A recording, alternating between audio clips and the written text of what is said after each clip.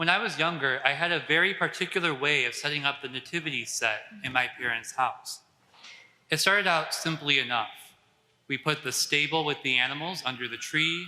We put baby Jesus in a drawer nearby for safekeeping. But after that, it got more complicated. Maybe this will tell you something about my personality. I counted backwards from December 24th, and that many spaces through my house, I placed Mary and Joseph in that area. So Mary and Joseph would move throughout the house one space each day. They would move across the mantelpiece, over the refrigerator, on the dining room table, until they reached the stable on Christmas Eve. But this presented a unique challenge for the Magi. If they couldn't reach Bethlehem until the Epiphany, they had to start even farther back than Mary and Joseph did. So I moved them to the basement. But for me, Epiphany wasn't much more than the day when the Magi finally reached the manger scene. But in today's readings, the church tells us that it's much more than that. And we're also told that we are called to imitate the Magi. And in today's gospel, we see that the Magi do three things. They search for Jesus, they encounter him when he comes, and they go back by a different way. So first, the Magi seek Jesus.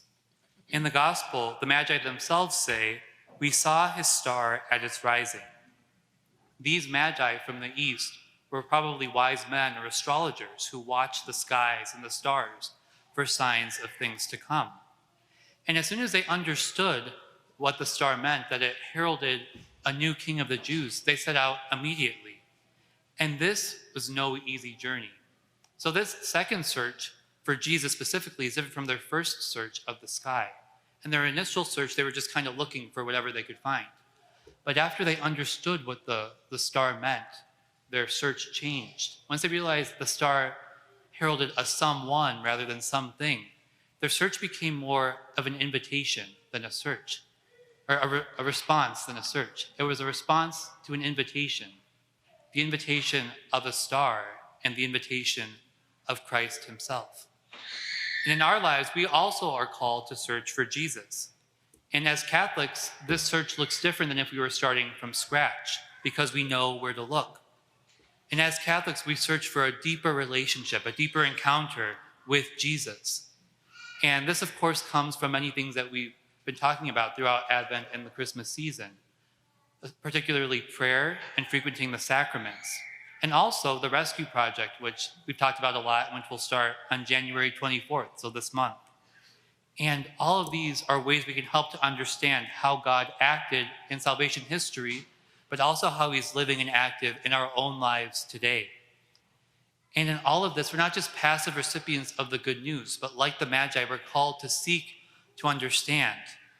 We're called to understand that there is a God who loves us so much, that he created us, and also when we had fallen into sin, loved us so much that he became one of us to save us from sin and death.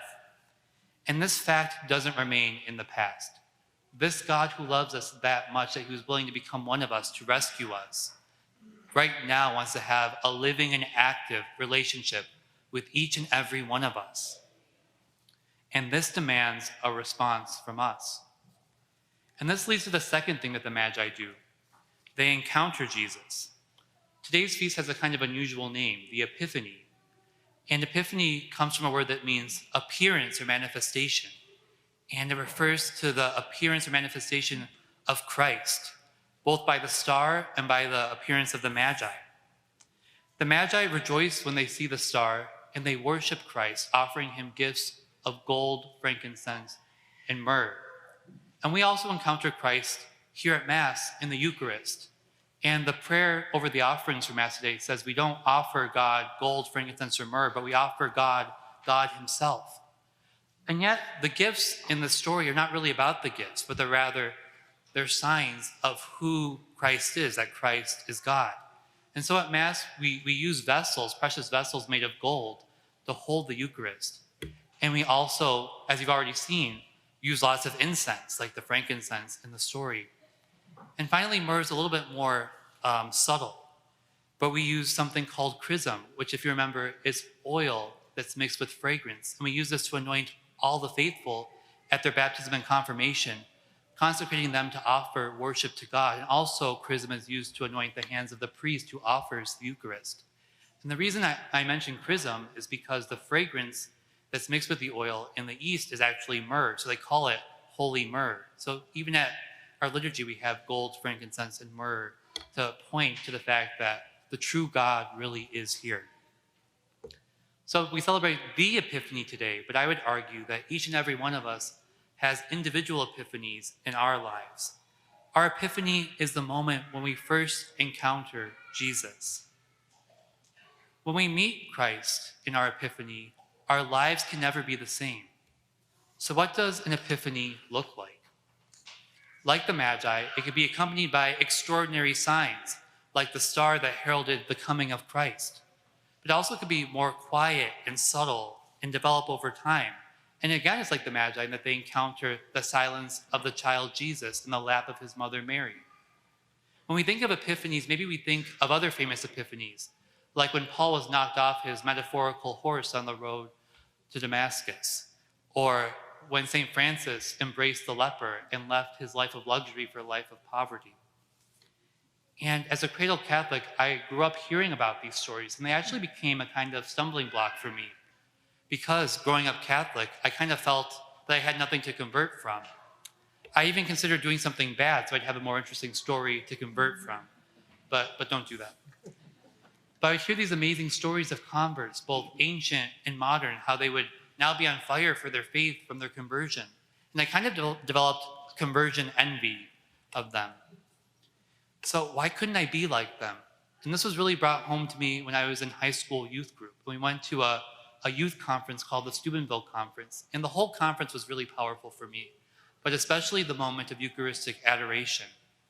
And at these conferences, their adoration is in this kind of dinky but huge field house. And the priest would walk by with the monstrance holding Jesus in the Blessed Sacrament. And he would walk among the rows of people, hundreds of Catholic teenagers.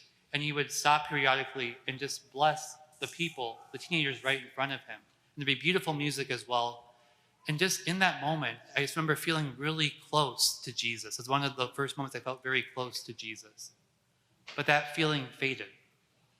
And in my youth group, we called those moments a Jesus high. And a lot of our youth group was focused on trying to keep that feeling, that Jesus high going. And over time, I felt kind of like a failure because I couldn't keep that feeling going forever. So when I went to college, things started to change. I realized that Jesus is more than a feeling. He's a person. He's a someone. And I also learned about something called continual conversion. Conversion can happen in a moment, but it's more than just one moment, but it's ongoing. In fact, each and every day we make that choice to follow Christ more closely, to convert ourselves continually to Christ. We have our first epiphany, but it's followed by more and more epiphanies where we grow in our relationship with Christ. So as I developed a prayer life and was faithful to that daily time of prayer, I encountered Jesus in a new way. Sometimes I felt close to him, like at the Steubenville conference, and other times I didn't. But he was still there, even when I didn't feel him. I just needed to be attentive to him. And through this ongoing life of prayer, I developed this conviction that not only did I talk to God in prayer, but he talked back to me. And this encounter leads to the third thing that the Magi do. They go back to their home country by a different way. And in the context of the story, it's because they're warned in a dream to avoid the wrath of King Herod. And we might be tempted to end the story with the encounter, with the epiphany.